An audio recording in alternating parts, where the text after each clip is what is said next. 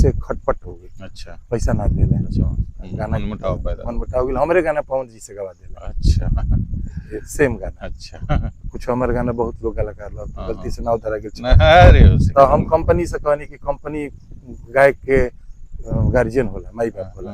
आ जौन गाना हम गावत तनी अगर 2000 कैसेट बेचा गेल तो हम गाना गाओ, उहे गाना में दोसर गायक में गाई तो ओकर तो अपना मने स्वतः होकर ना पड़े। ई रुके वाला नहीं है, रुकी ना नहीं केहू से ना रुकी। एकर खेती सरकार एकर में हस्तक्षेप करी। नमस्कार, स्वागत बा रउआ सबके केहू खास बा में। आज हमनी के साथ एगो ऐसन कलाकार बानी जे कि कभी एयरफोर्स और नेवी के तैयारी कैले रहनी, लेकिन ओइजा लग साथ ना दिलस, तो वहाँ के भोजपुरी संगीत में कदम का रखनी अपन एगो ऐसन पहचान बनाव लेले बानी जे कि अमिट बा। जी आज हमनी के साथ बानी भोजपुरी संगीत के गायक अशोक मिश्रा जी, जे कोनो पहचान के मोहताज नहीं थी। नमस्कार, स्वागत बराउर केहू खास बा चैनल पर अशोक मिश्रा जी। बहुत बहुत धन्यवाद आप सबके और आपके चैनल के सब श्रोता लोग सबके।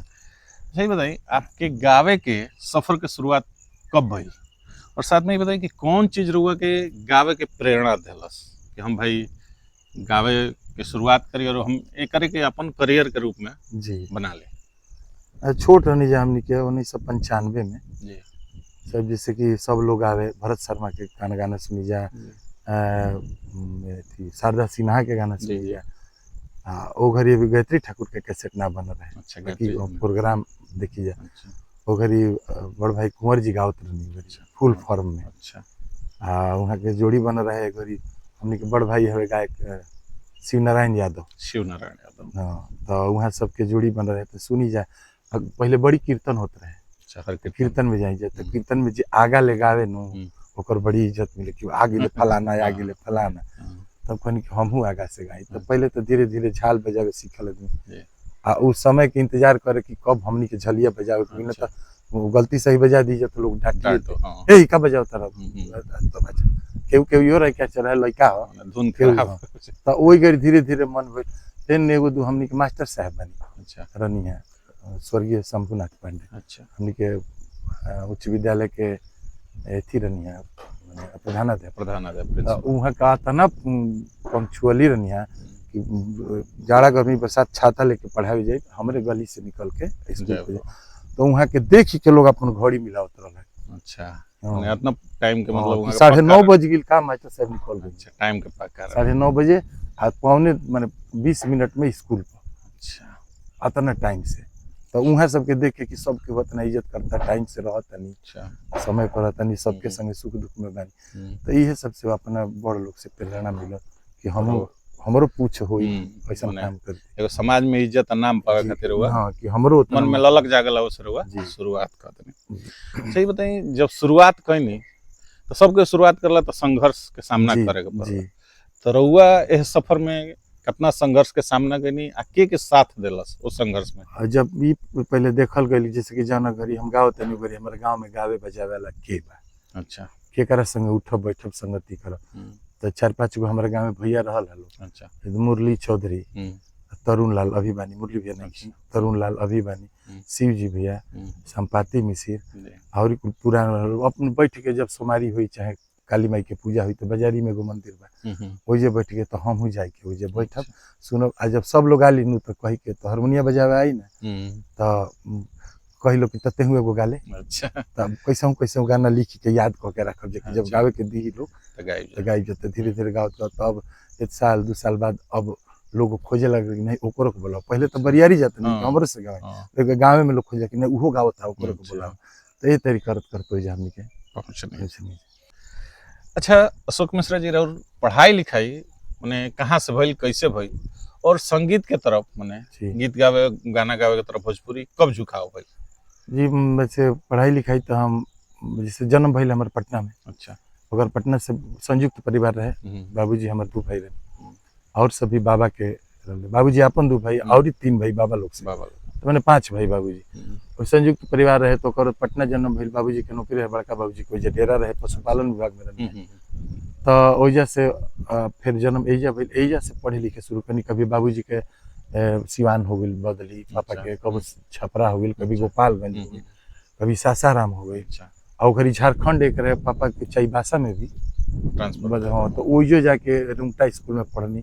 छपरो में पापा जहाँ लिया गए पढ़ौले, सिवान में भी पढ़ौले, जहाँ जहाँ पापा के लास्ट मानल जाऊ रहा कि 10-20 जिला में घूम घूम पढ़ाई में लगभग 8-9 जिला 8-9 जिला में हाँ, घूम जहाँ घूम। जहाँ पिताजी के अथी भइल ओइजा रखनी। हम्म, गांव के माहौल ठीक न रहे, सब लोग कहे कि लड़का के बाहर पढ़ाओ। अच्छा पिताजी ओकर गाँवे आके गाँव से पढ़े शुरू करनी। 10वीं तक हम पटना पढ़े 10 तक ले पटना पढ़ाई भेल बा। और ओकर फिर आके जा DSSB कॉलेज बटे सेमरी में सिमरी में। इंटर बुझे कहनी। अच्छा और फिर ओकर बाद DK कॉलेज डुमराव में हम अपन BA कंप्लीट अच्छा, कर ग्रेजुएशन कंप्लीट ग्रेजुएशन कंप्लीट भइल।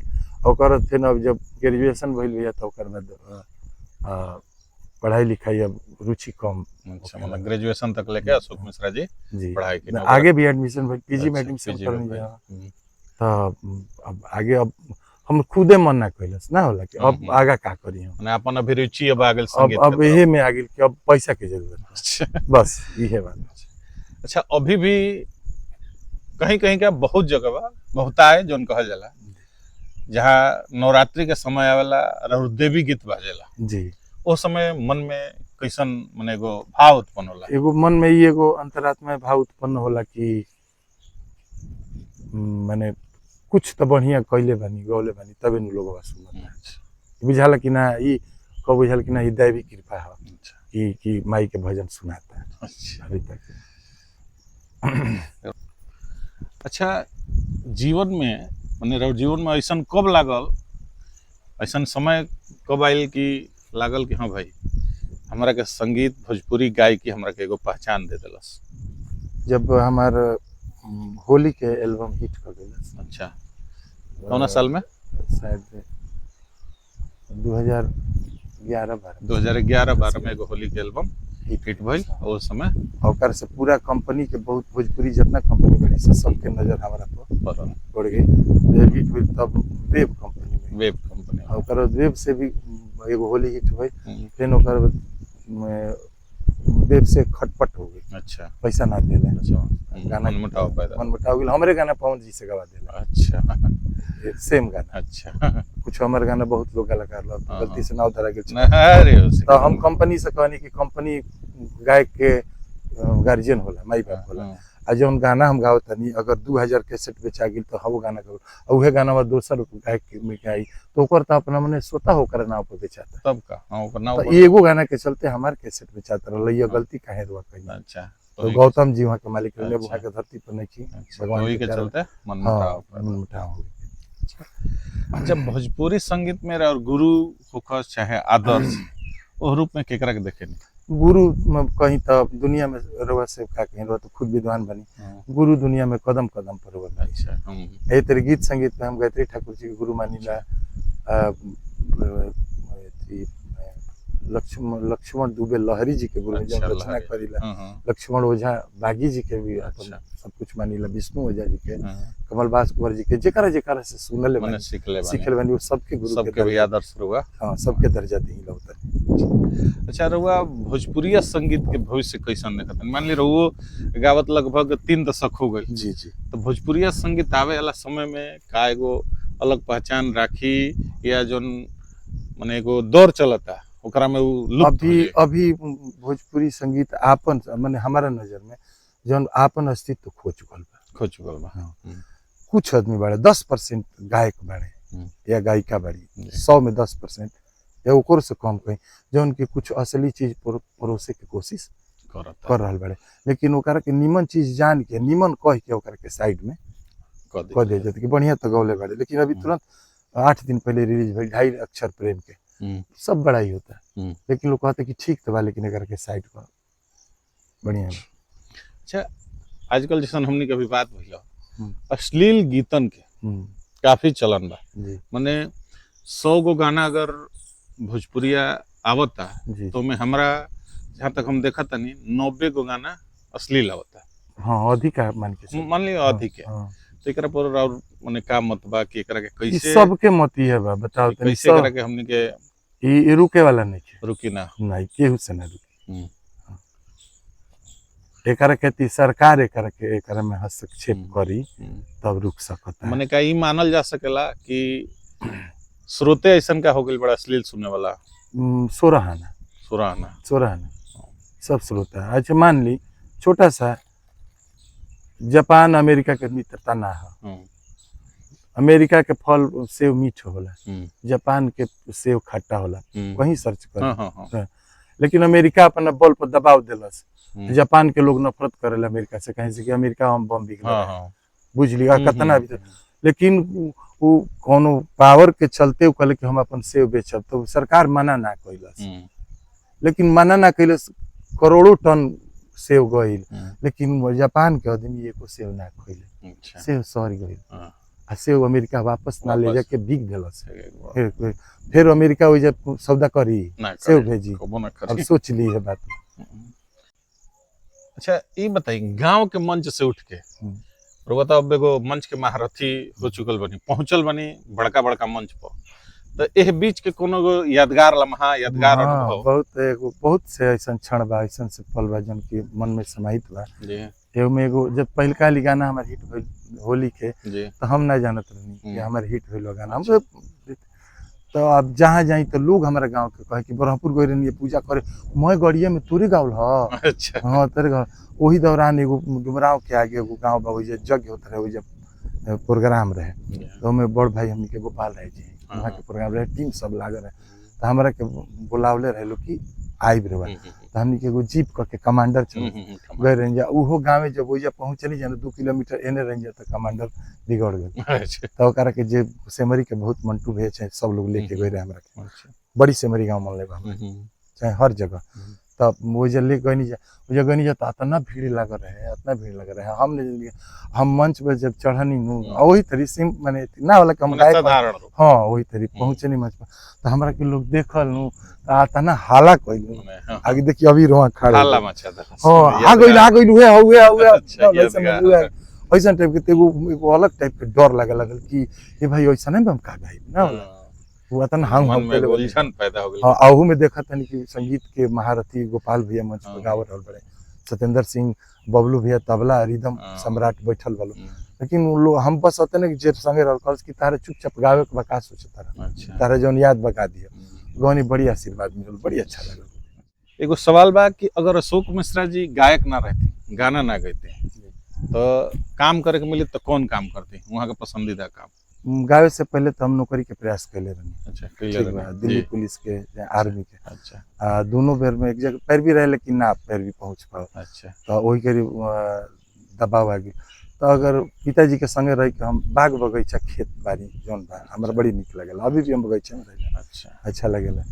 तो हमारा मन करला कि खूब बड़े बड़ियार बगीचा लगैती, बहुत बड़ा माने एगो किसान के रूप में स्थापित बहुत बगीचा लगैती, ताकि केहू आई तो करके खियाती पियाती सेवा करती।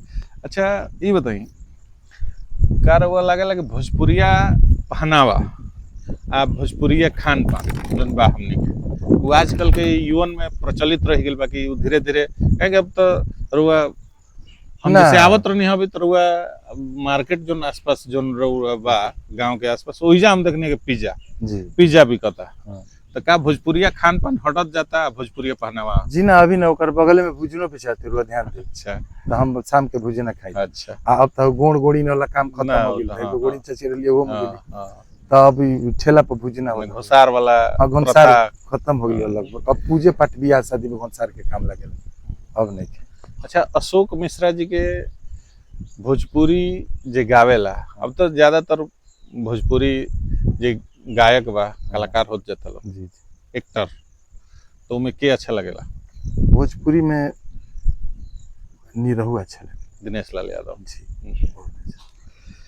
अच्छा, खाली समय में अशोक मिश्रा जी का करेनी? बागवानी करेनी? बागवानी करीला, गाना सुनेनी, हारमोनियम बजाइला, अपन टोला वाला के 10 गो 2 4 5 गो जेठा लड़का जुटल सोहनी के बुला के खेलीला। अच्छा, ये सब। अच्छा, खाली ये बताई कि कोनो ऐसा सपना बा जौन अशोक मिश्रा जी पूरा कइल चाहत रहे कि जैसे मान ली कि एगो होला कि हम सीखनी तो और लोग के सिखैती और नया नया गायक बनैती, तो कुल मन में बहुत से लोग मित्र बाड़े, लड़का बाड़े, मित्र बाड़े, लेकिन भैया गुरुजी कहलन जो हम ये चाहिए कि जे भी गाइत बढ़िया गाइत। हमारे से कुछ बढ़िया सीखी अच्छा हाँ समाज में अपन नाम कमाई। अच्छा, रउआ विचार से भोजपुरी के हमने के आगे बढ़ावे खातिर का कइल जा सकेला जौना से कि भोजपुरी के एगो अलग मुकाम हासिल हो। जी हमार इतवे के करे में सरकार हस्तक्षेप करो आ जे गलत गाओ तो ओकर के दंडित करो। अच्छा ओकर जितना आईडी ईमेल जितना बा ओकर के माने सोशल मीडिया पर उनका कोई दंडित एगो करो। अच्छा आ उनका के गावे बजावे के अधिकार खत्म कर दिया। पहले दूसरा बात जे बढ़िया गावता है ओकर के पुरस्कृत कइल जाए। अच्छा प्रोत्साहन दिया जाए ओकर के पद प्रतिष्ठा दिया जाए ओकर राजनीति में भी ओकर जगह दिया जाए तो सांस्कृतिक प्रकोष्ठ के माध्यम से। अच्छा कि नहीं ये अच्छा गाते हैं तो हो सकता है अच्छा गाते हैं तो अच्छा गीत गाते हैं तो समाज के बारे में बढ़िया सोचते हैं तो हो सकता है अपन पद प्रतिष्ठा पाने के बाद भी वो कुछ अच्छा ही करेंगे। अच्छा ये तरीका का हम चाहते हैं उनकी सोच रहे तब गुरु के इच्छा चलत चलत जो हमारे चैनल बा एगो खास बा तोरा दर्शकगण खातिर अशोक मिश्रा जी के कुछ संदेश। आदरणीय के चैनल के हम दिल से सम्मान करतनी स्वागत करतनी केहू खास बा नाम भी बहुत अच्छा लगा जी नाम भी एगो अलग रहला जी नाम ही फर्स्ट जो इंप्रेशन बा नाम से बड़ी हमरा अच्छा लगा। अच्छा, चाहे जेकरा से भी पूछे वो जरूर कही बात के कि केहू खास बा बहुत बढ़िया प्रोग्राम बा आज जितना भी श्रोता दर्शक बाड़े हम सबके प्रणाम करतनी आशीर्वाद के इच्छा में।